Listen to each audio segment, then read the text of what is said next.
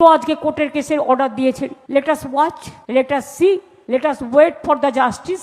আমরা আশা করছি মানুষ অধিকার পাবেন। একেবারে যে দরজাটা বন্ধ হয়ে গেছিল সেই দরজাটা অনেকটাই খোলা হয়েছে, সেটার সদ্ব্যবহার করুন।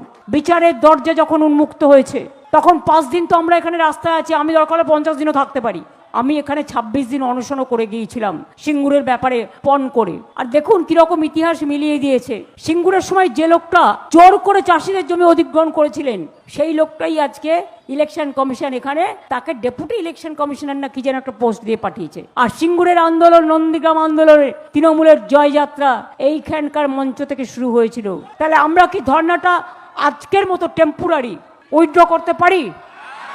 আপনারা সবাই ভালো থাকুন, সুস্থ থাকুন, সুন্দর থাকুন।